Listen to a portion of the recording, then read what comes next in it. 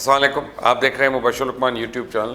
چڑیل بڑے دن کے بعد ایک خبر لے کے آئی ہے، کہتی ہے کہ جیسا کہ آپ کو پتہ ہے کہ سعودی عربیہ میں اقتدار کا کھیل جاری ہے اور اس کے مرکزی کردار محمد بن سلمان بری طرح خوف کا شکار ہو چکے ہیں۔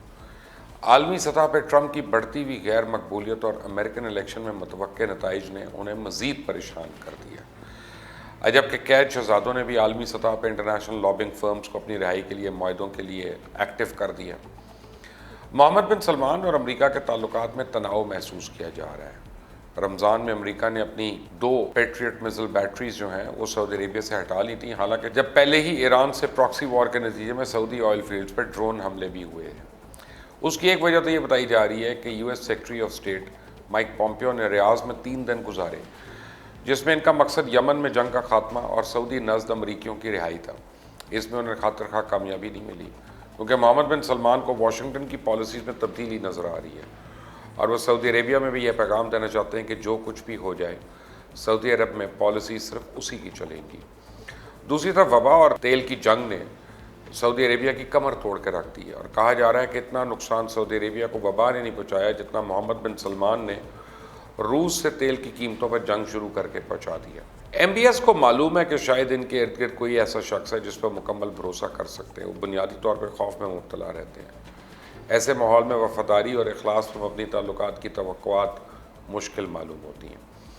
حالیہ مہینوں کی گرفتاری کو بین الاقوامی سطح پہ انتہائی مایوسی کے ساتھ دیکھا گیا۔ ہیومن رائٹس واچ کے مشرق وسطیٰ کے نائب ڈائریکٹر مائیکل پیک نے کہا ہے کہ تنقید کی لہروں کے باوجود سعودی حکام کا غیر قانونی سلوک بدستور جاری ہے۔ سعودی ولی عہد محمد بن سلمان اپنے والد کے بعد بادشاہت کا تاج اپنے سر پہ دیکھنا چاہتے ہیں اور سجانا چاہتے ہیں اور اس کی مستقل طور پہ کام کر رہے ہیں، لیکن یہ راستہ خطرات سے خالی نہیں اور محلاتی سازشوں کا نتیجہ خوفناک بھی نکل سکتا ہے۔ اگر سعودی عربیہ میں ابھی تک موجود تخت نشینی کے قوانین کی بات کی جائے تو ولی عہد محمد بن سلمان کو بادشاہ بننے کی اجازت نہیں ہو سکتی۔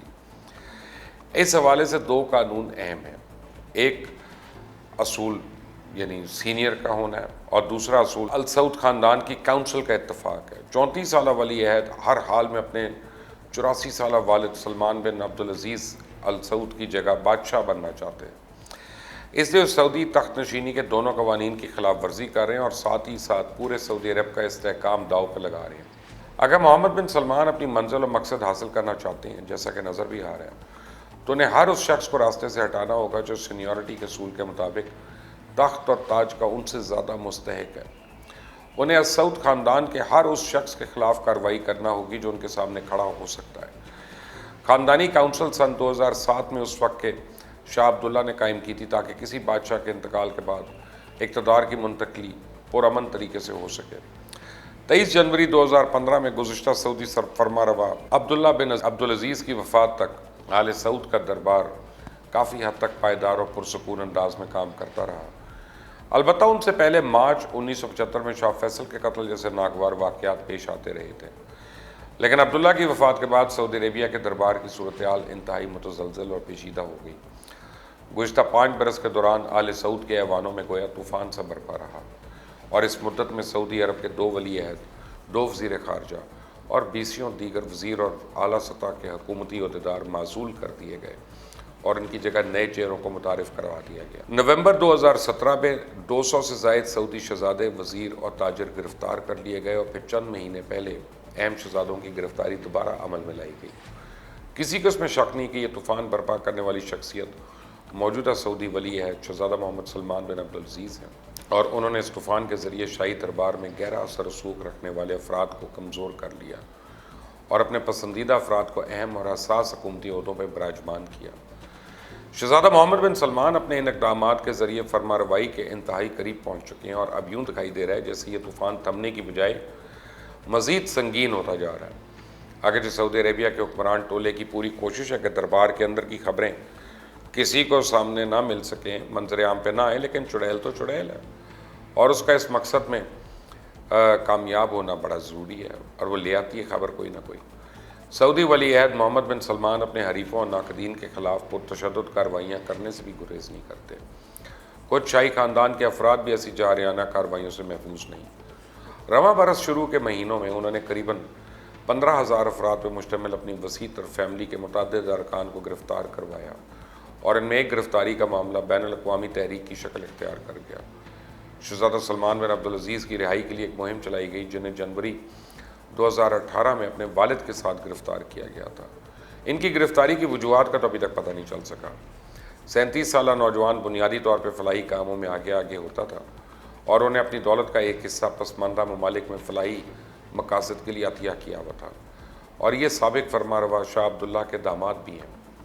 کہا جاتا ہے شہزادہ سلمان بن عبدالعزیز کوئی سیاسی عزائم نہ رکھتے ہیں، نہ سیاست میں آنے کے خواہش مند ہیں۔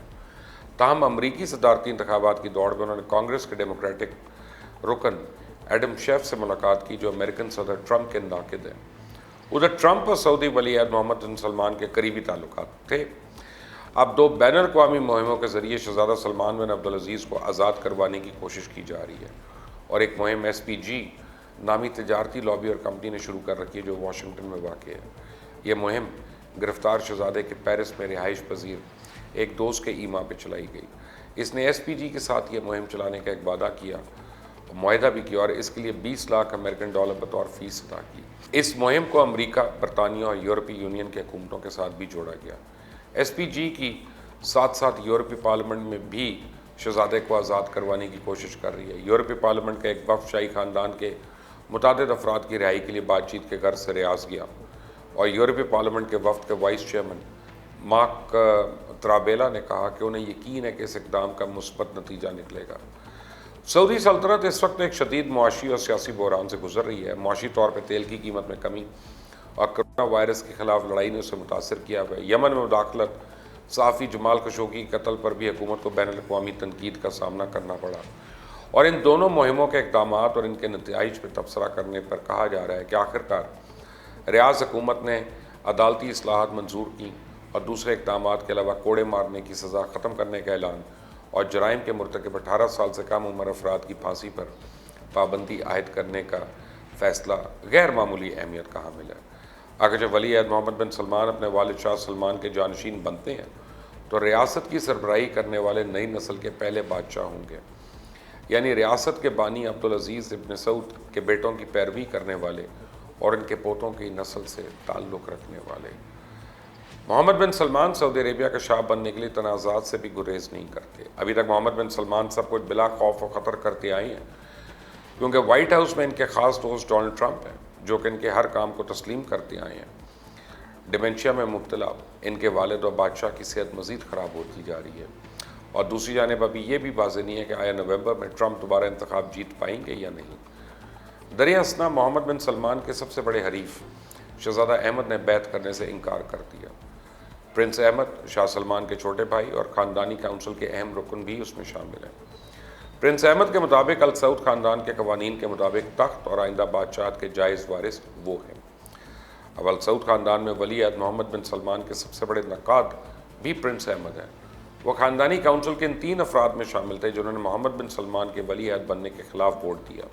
وہ اب عوامی سطح پر بھی محمد بن سلمان کی سیاست پہ تنقید کرتے نظر آتے ہیں۔ انہیں یقین تھا کہ ال سعود خاندان میں انہیں استثناء حاصل ہے، لیکن محمد بن سلمان نے نہ صرف انہیں بلکہ دیگر کئی شہزادوں کو بھی گرفتار کر لیا۔ اب سعودی عربیہ کی تاریخ میں غیر معمولی اقدام نے ہمیشہ 2 مقاصد انجام دیے۔ ایک ممکنہ حریفوں کو دیوار سے لگایا، اور دوسرا شاہی خاندان کی تمام شاخوں کو سخت ترین پیغام پہنچایا۔ اب سعود خاندان کی کونسل میں ولی عہد محمد بن سلمان کی مخالفت تو کم ہے، ہر کسی کو محمد بن سلمان کی وفاداری کا حلف بھی اٹھانا ہوگا۔ ان کے ہاتھ اس قدر طاقتور ہو جائیں گے جس کی ماضی قریب میں تو مثال نہیں ہے، چونکہ فوج، قومی محافظ دستے اور خفیہ ادارے بھی ان کے ماتحت ہیں، لہٰذا ان کی اجازت کے بغیر کوئی شہزادے کو کوئی طاقت ہی نہیں مل سکتی۔ محمد بن سلمان نے پچھلے 5 برسوں میں اپنی طاقت میں مسلسل توسیع کرتے ہوئے اپنی منقسم تصویر بنائی ہے۔ ایک طبقے کے لیے وہ جدت پسند ہے جو قدامت پرستوں کی بنائی ہوئی مذہبی بیڑیوں کو اتارتے ہوئے ثقافتی اصلاحات کے ذریعے خواتین اور نوجوانوں کو زیادہ سے زیادہ آزادی فراہم کر رہے ہیں، اور دوسرے طبقے کے لیے وہ اپنے ناقدین اور انسانی حقوق کے کارکنوں کو جیل کی سلاخوں کے پیچھے بھیج رہے ہیں۔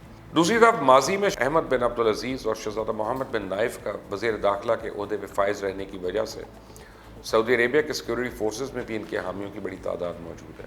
شاید یہی وجہ ہے کہ سعودی شاہی دربار کی خبریں فاش کرنے والے مشہور ٹویٹر ہینڈل مجتہد نے سعودی عربیہ کی انٹیلیجنس ایجنسیز، آرمی اور شاہی گارڈ کے بعض عہدیداروں کی گرفتاریوں کی خبر بھی دی۔ ان افراد کو احمد بن عبدالعزیز اور محمد بن نائف کی حمایت کے جرم میں گرفتار کیا گیا، اور محمد بن نائف کے قریبی لوگوں نے الزام لگایا کہ محمد بن سلمان کی خواہش ہے کہ نائف کو جیل میں مار دیا جائے اور اس کی ذمہ داری میڈیکل نیگلیجنس یا میڈیکل آفیسرز پہ ڈال دی جائے۔ سعودی جیل حکام کی طرف سے ایک ٹویٹ کی گئی جس میں کہا گیا کہ شہزادہ محمد بن نائف کو ہارٹ اٹیک کے بعد ICU میں شفٹ کر دیا گیا، اور اس کے بعد اس ٹویٹ کو ڈیلیٹ کر دیا گیا، اور کہا کہ جیل انتظامیہ کا اکاؤنٹ ہیک ہو گیا تھا اور ہیکر نے یہ پوسٹ لگائی تھی، جس میں بہت سے کوشچن مارکس ہیں۔ ناقدین کا تو کہنا ہے کہ MBS سابق ولی عہد سے چھٹکارا حاصل کرنے کا راستہ نکال رہا ہے، اور یہ اسی سلسلے کی پہلی کڑی ہے۔ اس طرح سعودی فرما رواں سلمان بن عبدالعزیز کی شدید جسمانی صورتحال کو بھی مد نظر رکھنے کی ضرورت ہے۔ مشہور امریکن صحافی ریٹا کارٹس نے اپنے ایک ٹویٹ میں کہا کہ حتیٰ کہ ان کی موت کا خدشہ بھی ظاہر کیا۔ اکثر سعودی فرما روا سلمان کی موت کی افواہیں گردش کرتی رہتی ہیں، لیکن اس سب سے بڑھ کر اگر اصلاحات کی ٹرین پٹری سے نہیں اتری تو طویل المدتی بنیادوں پہ تیل کی قیمتیں کم رہیں تو یہ صورتحال خود محمد بن سلمان کے لیے تباہ کن ثابت ہوگی، بالکل انہی شہزادوں کی طرح جنہیں وہ خود اپنے راستے سے ہٹا چکے ہیں۔ آپ نے اگر ابھی تک اس چینل کو سبسکرائب نہیں کیا تو پلیز کر لیں، بیل آئیکن کو ضرور پریس کریے گا، کامنٹس میں اپنی رائے دیجیے گا۔ اللہ حافظ۔